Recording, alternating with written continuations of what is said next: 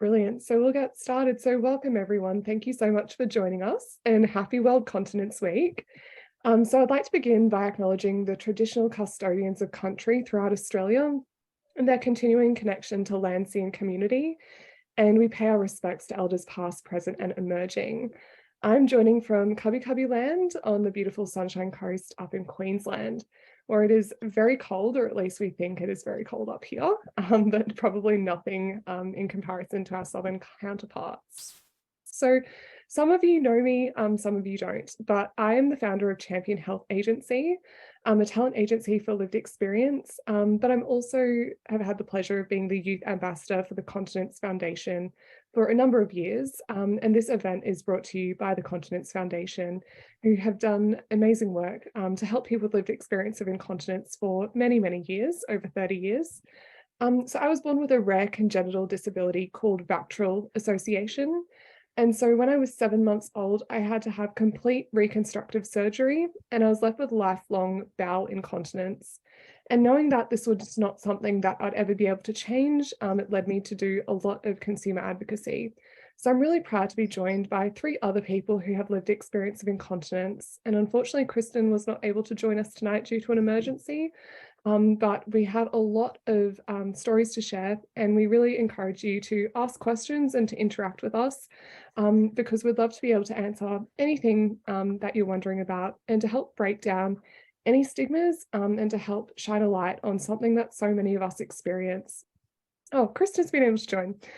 So we're really, really fortunate to be able to talk about this topic that is, very common. 1 in 4 people experience incontinence. So just a little bit of housekeeping. So closed captioning is available at the bottom. If you click more, you can see to enable captions. And the session is being recorded. So those of you are attending, we can't see your videos, we can't hear you. So you can be free to do whatever you like, only we will be the ones that are recorded. And as I mentioned at the beginning, we do have Q&A down the bottom. This is where we'll be answering questions from. So please feel free to start putting in any questions from now right up until the end of the session, because we want to make sure that we answer the questions that are important to you.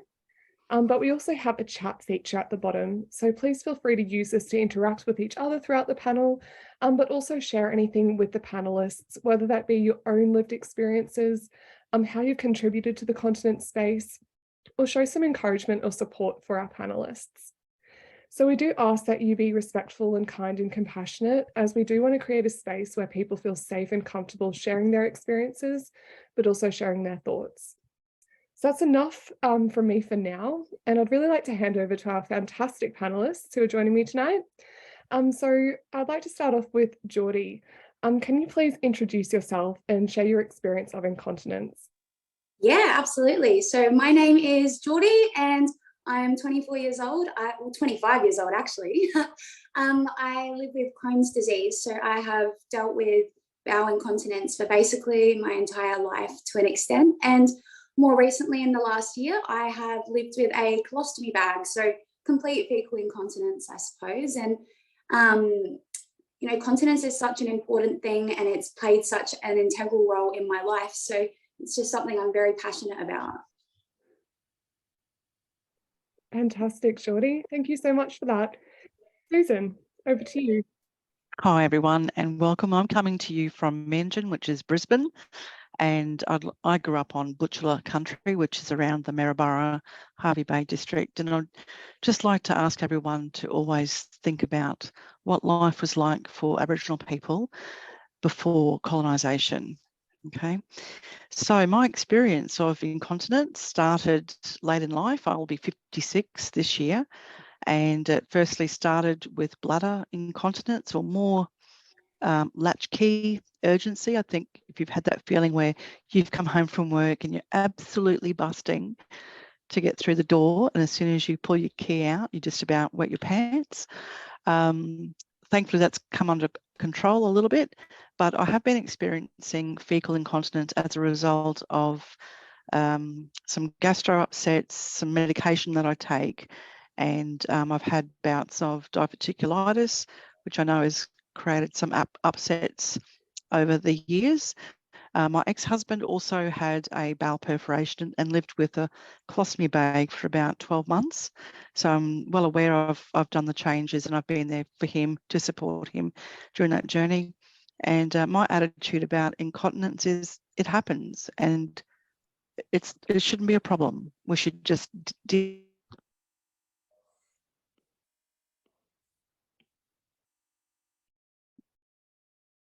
We've just lost you, Susan. We might go to Jess. Jess, would you mind introducing yourself? Thank you, Susan. No problem. Hi everyone, my name is Jess. My pronouns are they, them. I'm coming to you from the Wurundjeri people of the Kulin Nations land down in Victoria. And as you can probably tell, from a hospital as well. So my experience with incontinence has been primarily due to gastroparesis. I deal with a lot of I guess mixed bowels, and I have Ehlers-Danlos syndrome. So it also means that I get a lot of like wet bladder leakage as well, urgency, and have even had to kind of look at the prospect of having to have a loop ileostomy at some point in the future. So that's also from adhesions that are happening throughout my bowel because of endometriosis as well. So I'll have a few different challenges on my hands, but I think my view is that incontinence is a thing that can happen to anyone at any age, and that's okay. Like it doesn't mean that we need to stop getting on with our lives or anything like that. And I think once you find your community and your people and that we start those conversations, then it really does break down those barriers. And there's a lot of people out there just like you. So yeah. Thank you so much for that, Jess. And Christin, over to you to introduce yourself and share your experience of incontinence. Hi everyone, my name is Christin. You're more than welcome to call me Chris. I come from Sydney, which is Gadigal land of the Eora Nation. And my story is about a big question mark of what do you do to live through incontinence when you don't have an answer on why that you don't have an answer. So my story has been about, just like Jess, I decided that I had incontinence quite young, and a lot of my story has been coming to terms with the fact that I am a young person with incontinence and how I navigate through my life with that big question mark of why I have it. Yeah, thank you so much for that, Christin. I think it can be a huge barrier when we don't know why we have it. And I think that leads into another question that I actually had prepared, and then we'll go to Emily's question in the Q&A. And what do you actually think the barriers are to seeking help for incontinence? Anyone can jump in to answer that. Geordie, you're on mute. I can see your articulate answer how you're speaking.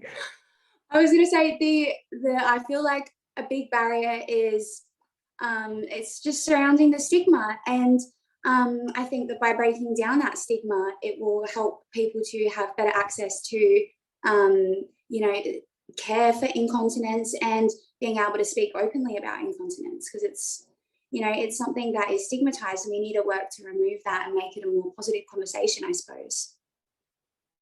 Yeah, I definitely think embarrassment can come into it as well, or even just confusion. Especially if you're someone who may not have had prior health conditions, or you're young, or that you haven't had children yet, or any of those other things that might be, I guess, usually connected to any sort of incontinence. It can be confusing and embarrassing, and you may not really even know who to turn to. And so I think there's a lot of factors that can come into play that affect the ability to seek help. But yeah, I think it's a good thing once you do, and maybe just starting that conversation means that more people are able to start that journey earlier. Thank you, Jess and Susan. Yeah, I just want to second the embarrassment side of things, but I think too, and I don't know if this is a reflection of how difficult it is for some people in communities to find a regular GP. Like my GP, I've seen her for the last 5 years, and I have a very open and trusting relationship, I don't feel embarrassed to tell her anything. So I think that's another barrier where maybe in a rural community, you know, you've got limited access to services, or you come to a city where big GP centres can be just like in and out, and you don't feel comfortable talking to that particular doctor about what your situation is. So, and I think for me, like I would be lost without my GP. Absolutely, Susan. And I've been lucky to actually have the same GP my entire life. And I think that we're not all that lucky to have such a regular contact in the health system. Jess.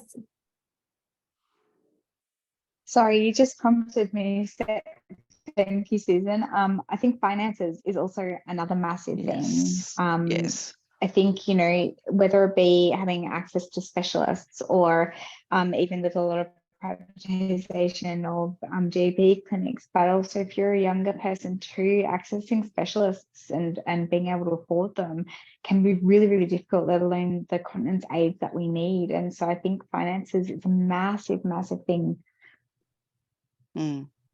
Thank you. And I think the Continence Foundation, they have a national continence helpline for anyone that's listening, that offers fantastic support. And I think that can be an excellent navigational source. And I think once you break down that embarrassment and stigma, you're able to actually then access that support. And I found that for me, I didn't actually recognize that I had incontinence or that it was something that could even change. And I found that was really my barrier actually for seeking help. We have a question from Emily. How do you find correct pull-ups? So I'm allergic to wool and I don't like using the plastic ones. And this is mainly for urinary incontinence. Does anyone have, yeah, perfect, Jess. I don't know if my hand is still raised, but I find that I started using period underwear, the reusable period underwear, and a lot of brands have adaptable underwear. So if you have dexterity issues as well, it's been great in hospital, believe me. And they also have ranges that are made for people that have like bladder leakage or urinary incontinence, and for every, you know, gender as well. So I wear them now every day, you know, nothing else, and that's where I turn to. Yeah, I second that. Yeah, fantastic. So you have a question from Justin. So why do you think that incontinence isn't being talked about, and how can we create a safe space to speak out about this topic? I think there's very much a lack of representation for incontinence, especially in the media and even just in seeking healthcare. And I think that especially for a lot of young people, they struggle to have something to, or somebody to identify with, because incontinence is often something that's associated with the elderly, I suppose. And I think that especially among young people, for example, it's difficult to talk about, and the conversation just doesn't happen because there's a lack of representation for incontinence for young people, and nothing for us to, I suppose, identify with. Absolutely, Jordan. Jess. Got a lot of hands up. I think my thing is still raised from before, but I definitely agree that you know, without that representation and seeing yourself there in the media, doing things like, you know, ads, TV, whatever else, runways, I think once that ball started rolling in other areas, that's when those conversations really started happening, because we were seen, and you know, I was seeing myself more. And I think the way to really start those conversations is for us to be represented in the communities and by businesses, and just show that we're just everyday people, just like everyone else. And, you know, therefore there's no shame in it, and there doesn't need to be. Thank you, Jess. And Christin, I know you're going to have a brilliant answer to this. Go for it, please. Well, Jordan and Jess really just like absolutely nailed like everything that's part of my story, that there is just a lot of shame that comes from misrepresentation, that it is seen as something that's an elderly issue, while it absolutely is a prevalent problem within the elderly community. It is something that a lot of young people experience. And for more just an anecdotal kind of topic here, I didn't know until about 3 to 4 years ago that this was something commonly happening to young people. I didn't know until I was well into my adult years, because someone like you, Anna, told me. That's how bad the information was about coming across about young people with incontinence within my little bubble, my little sphere. And one thing that I wanted to add on to, yes, that we absolutely need that representation in the media. But one thing that I would always like to talk about is representation on the paraphernalia that you find at hospitals. Because every time that I've gone to see a specialist, like, there's been wonderful, absolutely wonderful signs and representation for elderly people on the walls and on pamphlets, but I never see anything that represents people of my age group. And when you're a young person and you're going into those waiting rooms and you're maybe the one and only person, say under 50, that's there, it's a bit invalidating. That's more like that's a very personal experience that have happened in my life. I'm wondering if anyone else in the audience that is my age, within the mid-20s or even younger 20s or even teenagers, and have experienced and have noticed that when they've gone to urinary specialists at hospitals.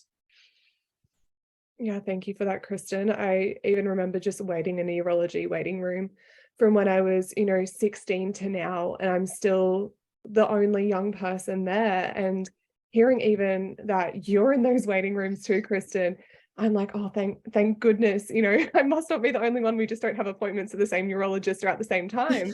But it is an incredibly isolating feeling. And I think you just touched on that word of validation. And it's validating to know that other people can experience the same things, and that you know that you're not alone. Yeah, that would have helped. I wouldn't say that it completely would have cured my mental anguish during that time of overcoming the initial years of me having incontinence, but it probably would have helped a lot. Yeah, thank you, Christin. Susan. Oh, I love listening to everyone's stories and thinking about, the marketing of incontinence pads is generally older people. And I don't like saying the young or the youth or the elderly, because when you put the in front of something, it creates a separation. What do you call it? That separation of, for instance, older people aren't represented as being sexual beings. Hello. Still going to be having sex.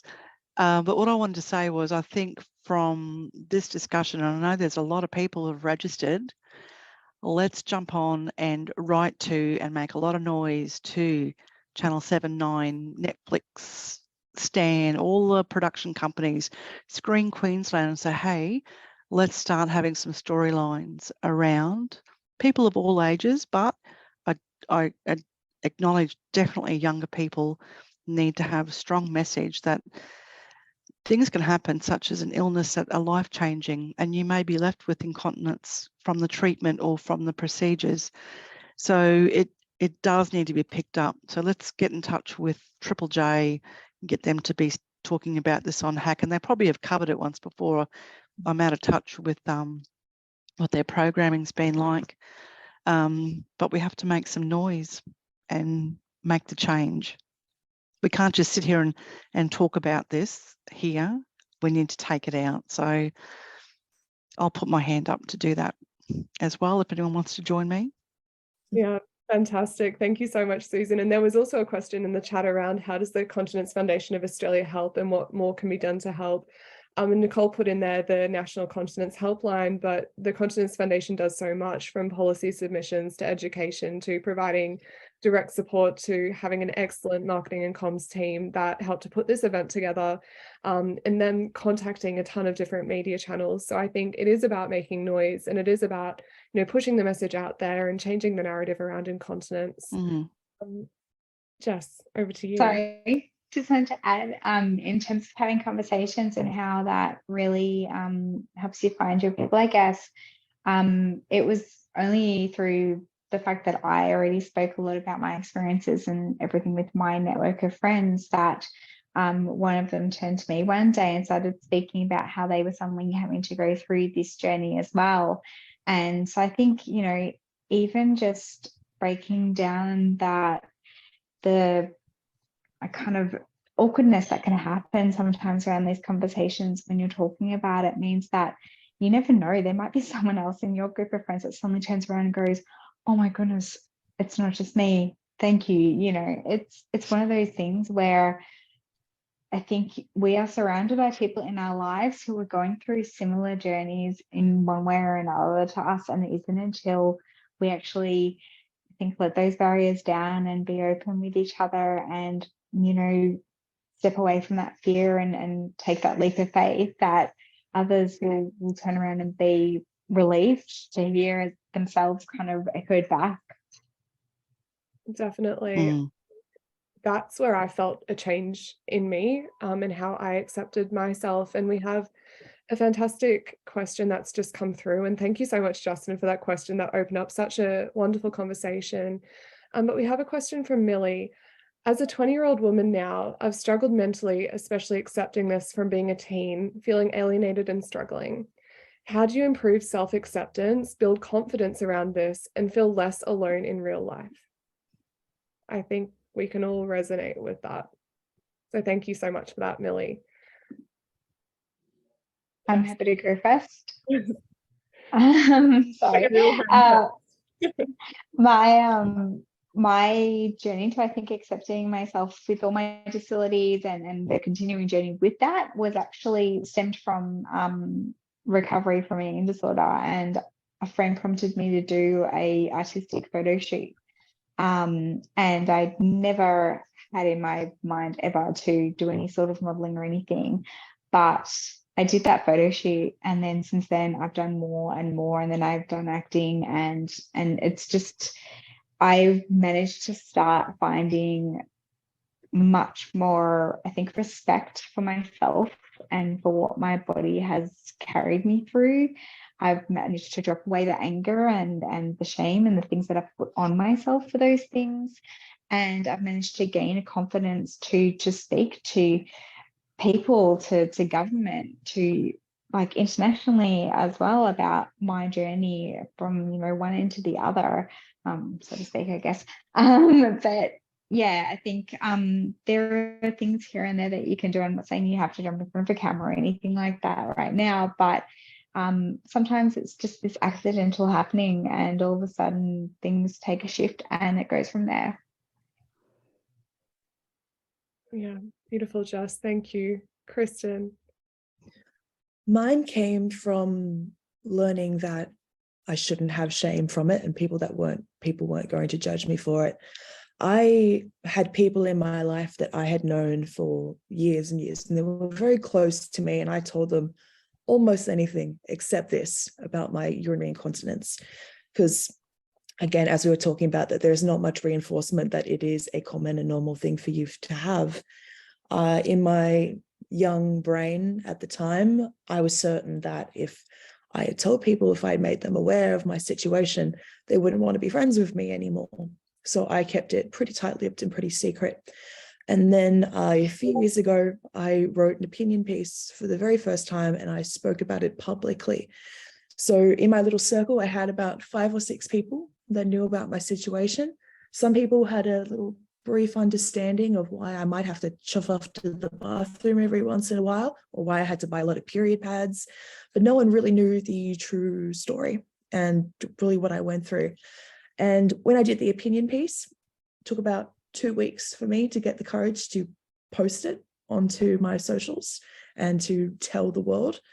And that's okay. Like, I didn't push myself because I wasn't ready at that time. I was proud of me for speaking, but I just had that time to be comfortable with the words that I was saying, read over my opinion piece, and just realize, wow, I've come so far about my emotional view of my situation, and physically how I've learned to alleviate a lot of the problems that I have been having. Even if I didn't have an answer to why I have urinary incontinence, I was able to work out how to go around my life, even if I had to make a few changes, without possibly stopping myself from doing all the wonderful things that I've been able to achieve in life.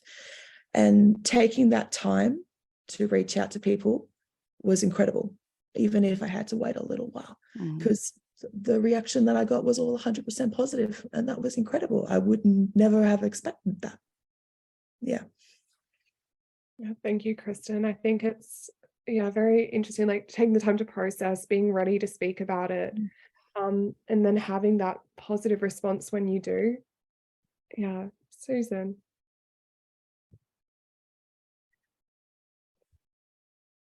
If I could see, or if I was with Millie, I just want to give you a big hug and just say, it doesn't matter if you have a little bit of wee and poo coming out of your body.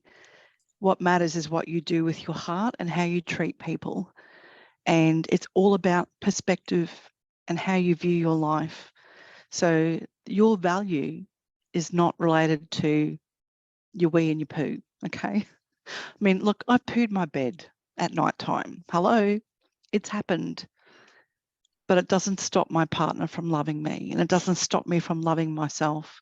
I've weed my pants at work. I just had to deal with it. And I don't want to, swear, but I know this doesn't happen overnight, but I've learned not to care what other people think, because those people who are making those judgments, you don't need those people in your life.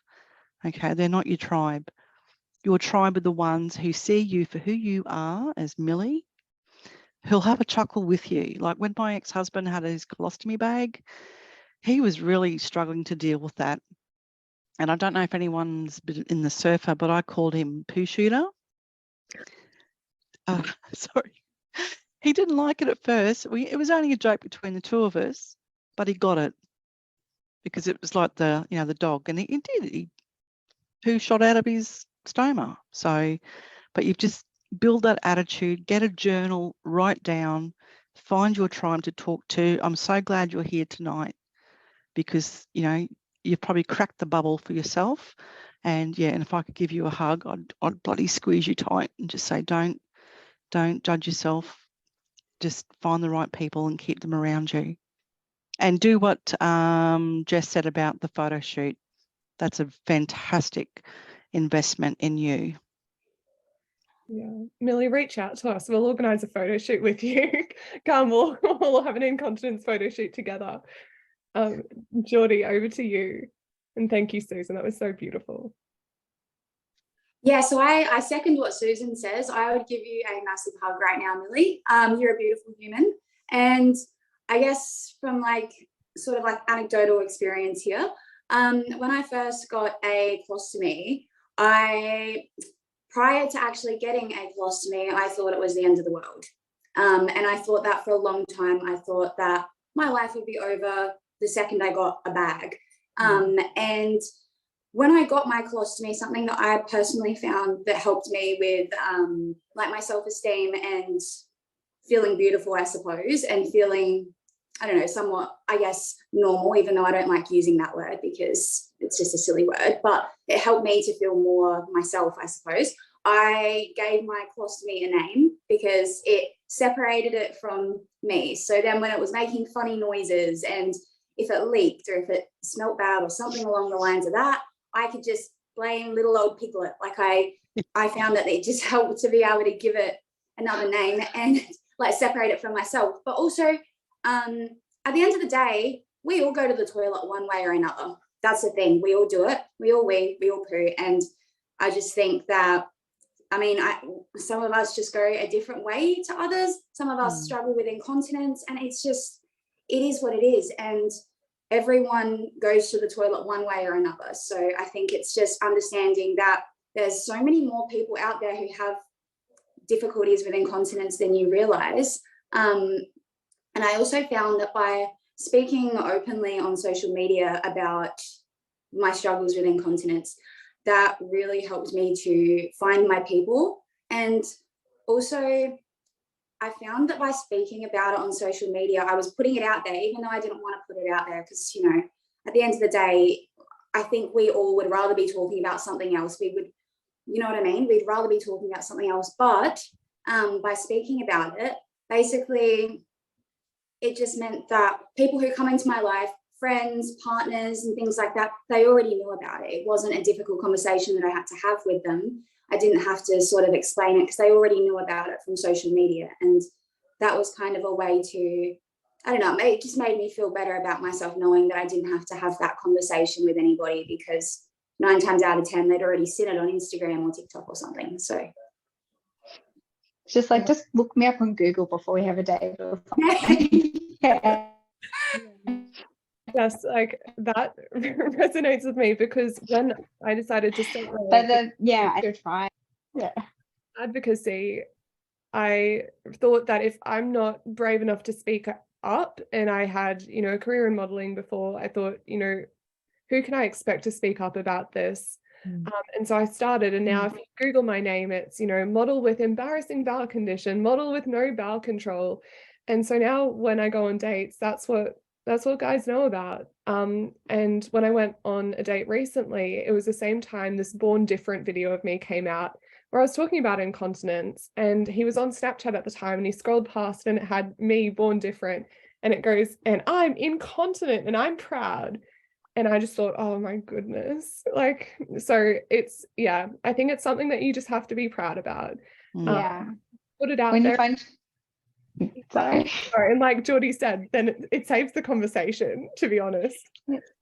And when you find your tribe, like, you know, you do find, like Jordan said, that you are just able to talk about these things. Like, I talked to my friends the other day about how, like, I have a PEG feeding tube, and how my stomatocyte had literally just like done its own full-blown fart for about 2 minutes, and I was just lying there in hospital going, oh my God. And then I'd laugh at myself and it would make it worse, and it would just spiral into this cycle. And, you know, like, we just have that ability to talk about these things with each other. We're all kind of like disabled, queer, and mix of everything basically, which makes it a bit easier. But we do that. We have the black humor. We come up with the nicknames. We came up with a nickname for my brain tumor, like all these things. And it does just mean that it's just feels more natural, and you just are able to go, oh my God, this happened today, and then you laugh it off and you get on with it. Thank you, Jess. Geordie, we'll go to you, and then we've got a lot of questions that have come through. I just wanted to say that, hang on, let me turn the hand thing off. There we go. I just wanted to say that other people care less about our incontinence than we do the majority of the time. In fact, I think we're probably the biggest critics of ourselves. I think other people don't even pay that much attention to it, as far as I'm aware. It's more us being critical of ourselves. 100%. Thank you for that, Geordie. So Lena asks, how does incontinence affect your daily lives now? Are friends and family supportive and understanding? I'll jump in here.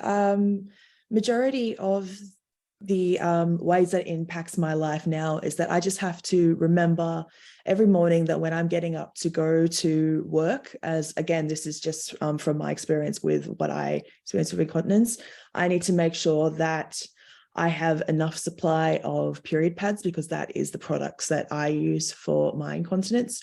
I need to make sure that I have enough. If I don't have any, I need to make sure that I have time during the day to go and grab some more. And I need to remind myself that when I'm going through this process and I'm feeling like, oh, I'm spending so much money, why do I have this problem? I just have to remind myself that you have a solution that helps you alleviate I don't like saying fix. I don't like saying fix.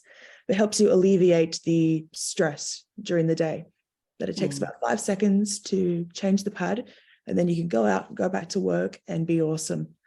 And so I think I like to say that the greatest effect that incontinence had on me was mentally, because overcoming shame. And I have to remind myself every day that there's no need for shame. There is no room for shame in this house, in this brain. Because even though, as I said before, I may have to make a few changes about how I go about my day, but I can still get everything done that I wanted to do. Just have to take a 5-minute bathroom break every once in a while. Absolutely. Thank you, Christin. Sometimes a little more than 5 minutes in my case. Yeah. Maybe a little longer. I try and make it tight. Yeah. Susan, over to you.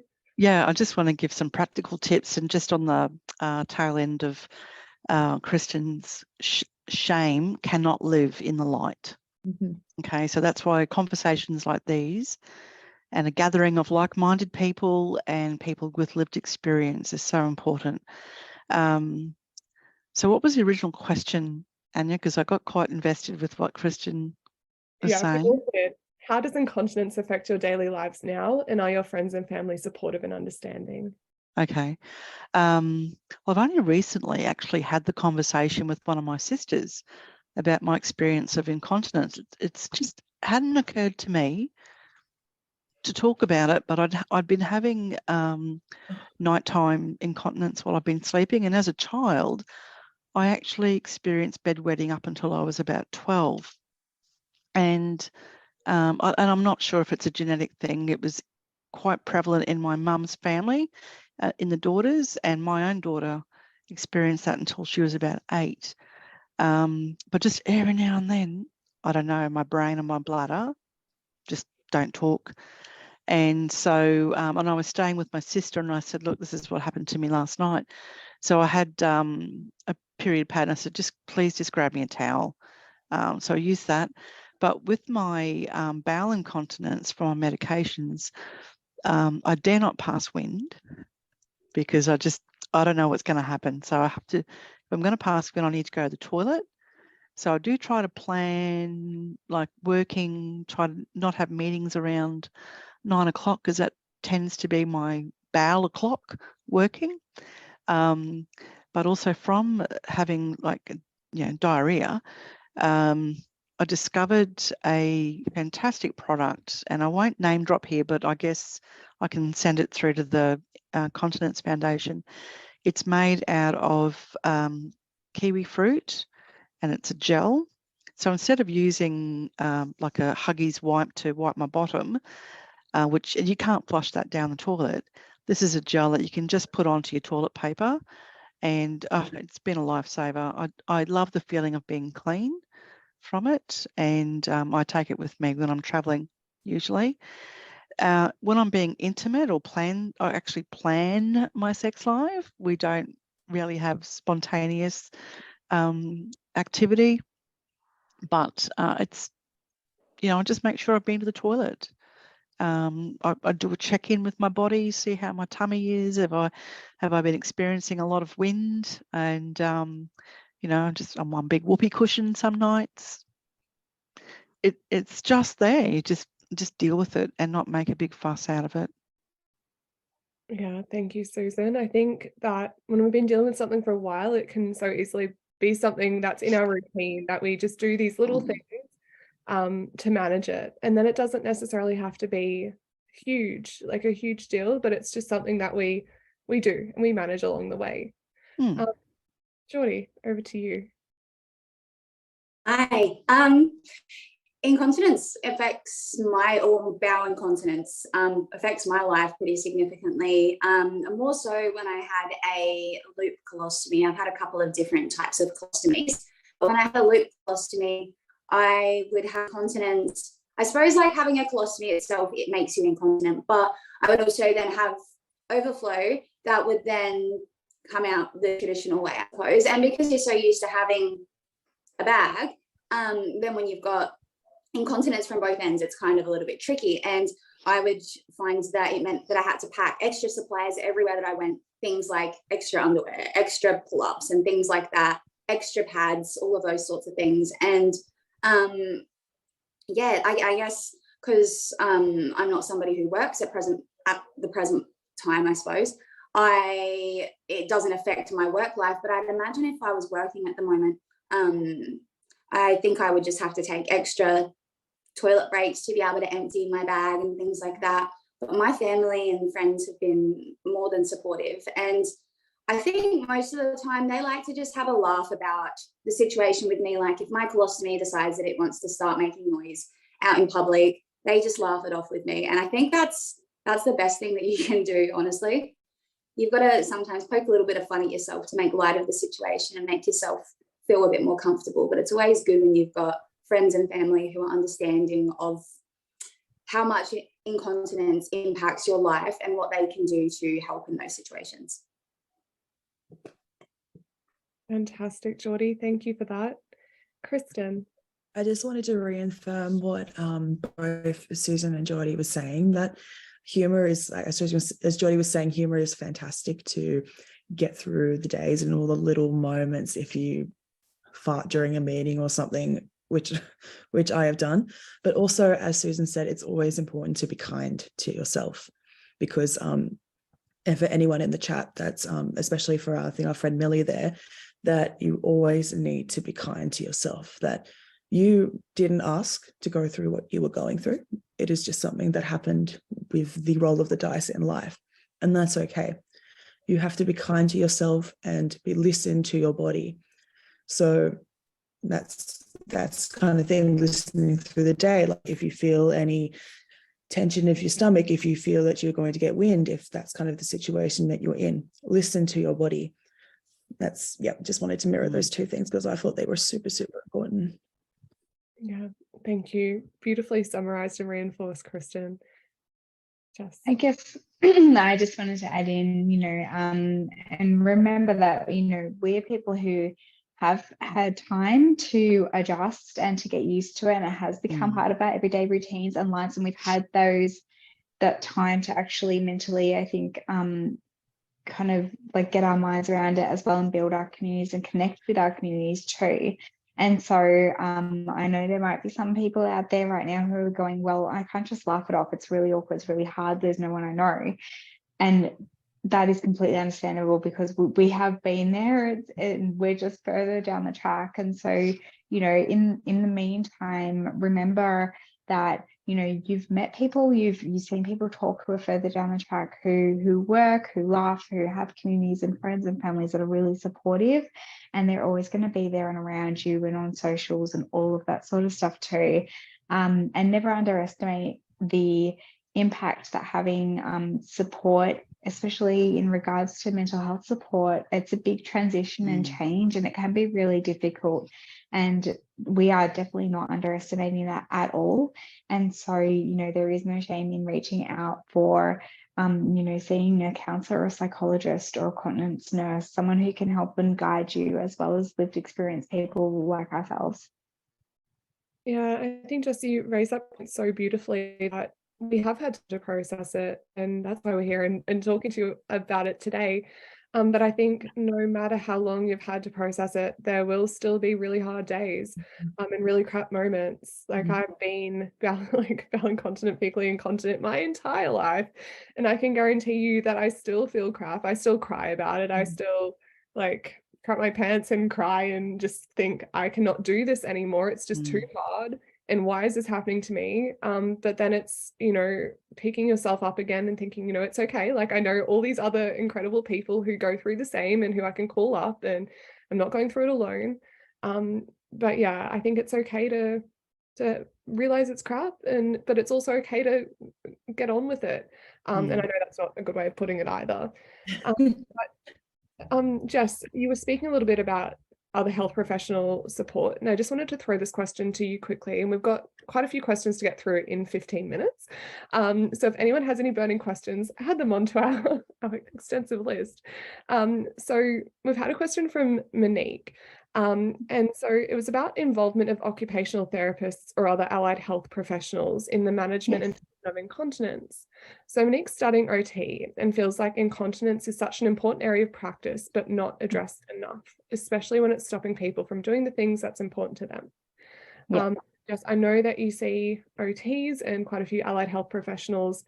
Do they help with your incontinence or discuss this sort of thing with you, or do you feel like they could be better equipped? I definitely think that Not saying bad things about your health professionals. No. I definitely think that there are some that can be better equipped. OTs and stuff, they're meant to be able to assist you and guide you and even support you, especially if you're an NDS participant in gaining funding and having support to gain access and have these resources available. I think it's also difficult because I know when I started my tube feeding journey, finding a peg nurse and a stomach care nurse was really, really hard. I called everywhere. And in the end, I was desperate and reached out on a community page. And then all of a sudden, like, Miracle, Amazing Nurse, and hello, if you are there. Hi. But yeah, so I think that there definitely can be a lot more done to both equip and give knowledge and raise awareness and help give the skills to the people who actually need them, because they're the people that help open those doors for us when we're feeling lost. We need to be able to turn to them. So yeah, for sure. Thank you so much, Jess. We have a question from Melita. So we did speak a little bit about the difference between old and young and incontinence. Does anyone think there's a difference between genders and the perception of incontinence? Susan. Yes. I cannot recall seeing any advertising material that was centered on male incontinence. It's always female focused from what I've seen. You know, the wives' tale, and I know this does happen, but you know, if you've had children, then the chances of you having some sort of bladder issue with incontinence is a possibility. So so I think it is gendered to the female experience, and definitely to the older person's experience, which we're all going to change, aren't we? Of course. We'll tackle it all. Jess. I think in my experience, both those gender diverse backgrounds, the representation is still very scarce. I've noticed a couple of brands doing it now, which is great. I think, you know, I don't identify as male myself or anything, but I think as someone who's femme and who was born as AFAB, that conversations around incontinence, especially bladder leakage and stuff, tend to happen more naturally, especially given that, you know, people are of childbearing age or have given birth to children. I think it just tends to be part of that journey, if you have a uterus and all of that. But I think that there's also that differentiation in seeking support or speaking to your friends or your clique of friends or whatever about you know, challenges that you're going through when you're I think looking at the difference in genders, I guess. Yeah. Thank you, Jess. Geordie. I think that with urinary incontinence, I definitely think that there's a lot more representation for women, or I just definitely think it's more what's the word for it? Sorry, representation for women. But when it comes to bowel incontinence, I feel like there's a lack of representation even for everyone in general. I think it's not that we see a lot of urinary incontinence representation, because there's a lack for both, but I think more so for bowel incontinence. And I think that men or those who identify as men struggle to talk about it more than women do in most cases. And particularly with bowel incontinence, I think it's kind of like men's mental health. It's a conversation that isn't open enough, and I think that it needs to be talked about more among men. And I think a lot of that comes down to the shame and the stigma surrounding it and masculinity, I guess. I think that they have a lot more difficulty opening up and talking about bowel incontinence and urinary incontinence, but I think more so bowel incontinence among the men. Yeah. I know that, like, even having a conversation as someone who's a female and is, I guess, fecally incontinent, even having a conversation about it with my dad finds it awkward. I talk to him about my colostomy and I make all sorts of jokes about it, but my dad finds it awkward and uncomfortable. And I think that that's because it's not something that's talked about enough among men. Yeah, definitely. Thank you, Geordie. And I think that so many parallels can be made with incontinence and, you know, other things that have had stigma around it historically. And you can see that their progress have been made in different areas like mental health, like how we can openly talk about periods now. I feel at least we can openly talk about periods now. And I think that incontinence, or the incontinence movement, I'm going to call it, can learn a lot from that. And I think that ties in beautifully with the next question. How do you think we can encourage more people to talk about incontinence and seek help? I think Start from talking, share. sorry. We Yeah. all have an answer. Basically, yeah, start talking, have the conversations. And if you're not ready for that, that's okay. Like, share resources, or you know, generally raise awareness. And yeah, I think it's all about, if we get that ball rolling, more will follow. I might go to Christin next, and then Geordie. And Susan. No, Christin. Again, I'm speaking from very anecdotal from my experience. I think a lot of the barriers that prevented me from reaching out is the basically being completely unaware that this was not a rare thing for young people. I thought I was a one in a million, but not in a good way, if that makes sense. I can't find the word in my brain right at the moment, but I thought I was an oddity in a way. Just to say briefly, because with my mental health, I called myself a lot of awful things when I first went through this. But I think reinforcement that you are not alone, that there are in your community, you don't know who else may be going through this. There could be other people that you know that may also be experiencing this. You don't know, and that's okay. But reinforcing that it's not something to be like, it is natural to feel shame, and that's okay, but it's not something that you should be feeling shame for. And I think with less stigmatization, doesn't matter what demographic, what age group, I can only speak from assigned female and within teenage years and 20s, that the more I became aware that I wasn't an issue, that I wasn't a problem with who I am in life, that made me more confident to reach out and find answers. Yeah, fantastic. Thank you so much, Chris. That's just beautifully put. Geordie, and then Susan, you can go straight after Geordie. Actually forgotten what the question is. Keep my brain. No worries. How do you think we can encourage more people to talk about incontinence and seek help? Yeah. So I think that a lot of the stigma and a lot of the shame surrounding incontinence and the conversation around incontinence comes from the societal norms that are in place that basically tell us what is normal and what is not. And that's why I was saying before, I can't stand the word normal and abnormal, because it separates the two things. And I think by making incontinence a thing, making it so separate from the norm, we're moving further away, you know, from normalizing it. I think that normalizing it is basically accepting that it is a part of so many people's lives. And I think that when we try and, sorry, I'm having a bit of brain fog at the moment. Lost track of what I was saying halfway through I was saying. But yeah, I think that just sort of breaking away from those societal norms. Society tells us that normal is not having issues with continence. However, that's just moving further and further away from what we're trying to get to, which is normalizing incontinence and not necessarily making it a thing that we consider to be abnormal. It should just be a normal thing for us to talk about. Thank you, Geordie. I completely agree. Susan?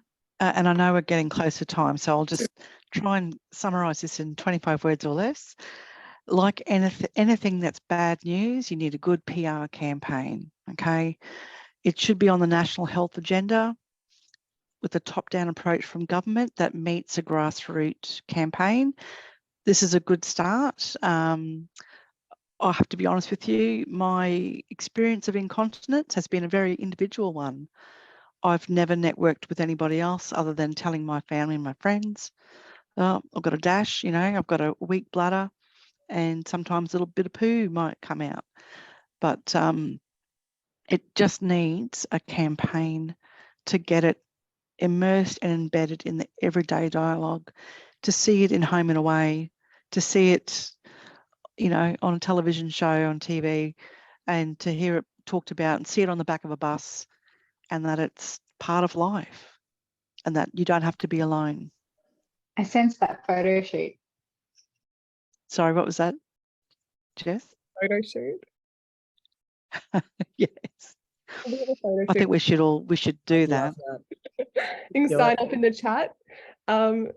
So we only have 3 minutes left, and I have a vision question, but I was hoping we could do a really quick, one person could answer this question from Shelter in our Q&A. Why is there not enough education about continence products? Does anyone have a brilliant answer to this? We don't know why, there just isn't. Like, I'm really sorry. Yeah. I wish I had a great answer for you, but I don't. Yeah. So, yeah, unfortunately, we're not sure, Shelter, but there really does need to be. I think it's part of the campaign that we're planning. So our final question, or my final question for the panel, is what is your vision for the future for people living with incontinence? I'll start with Susan. It's your first up. I'd just like to see people feeling comfortable raising and going identifying that they've need help, that they can talk openly about it, connect with others, and don't feel isolated, don't feel ashamed. Just incorporate it as matter of fact, day-to-day activity of your daily living. Thank you, Susan. Beautiful. Geordie. Oh, you're muted. Not again. I would just love for people, like Susan said, to feel comfortable, for them to feel supported, not isolated, and for them to feel that incontinence is something that they can talk about openly without having to worry that, you know, you can bring up that sort of thing in a conversation and people don't even flinch. It's just a normal part of life. And yeah. Thank you, Geordie. Yes. I think it's to be able to be having these conversations, to see ourselves represented, to have a laugh over it with our friends without feeling awkward or shameful, and to share those experiences and not have so much trouble finding community and finding resources and assistance.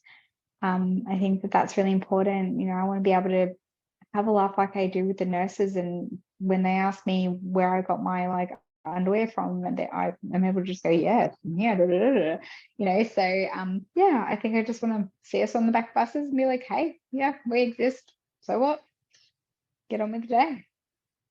Thank you, Jess. And Christin, bring us home. What's your vision? I think everyone had some incredible answers, that I think I'd just like to see more acknowledgement of our existence in medical settings. I'd like to see, I know it's so small in comparison to all the things that could possibly happen for us, but I'd just like to see a poster on the wall of someone my age with incontinence, whether it is urinal or fecal. So when I go into that scary doctor's office, because sometimes it does feel a bit scary, I think, okay, I am safe here, I am understood here, and they will listen to me. Yeah, thank you so much, Christin. And most of all, thank you to the audience for coming and joining us for the last hour. It has been such a beautiful hour. I have loved spending the time with you and the wonderful panelists, and know that if you're experiencing incontinence, you now have 5 new friends that also experience it. So thank you for joining us. I hope you enjoy the rest of your night and the state of origin if you're watching it tonight. Go Queensland. Everyone else is like shameful. Is that what the balloons in the foyer are, like red, gold, something? Yeah, maroon. It's I the was so maroon. confused. I almost ran into them with my wheelchair. Sorry. Yeah, thank you so much, everyone. And thank you so much to the Continence Foundation for making this event possible. And they have so many fantastic resources. And I hope to see you all on the back of a bus soon with us in our fantastic photo shoot. So everyone, see you soon. Bye. Bye.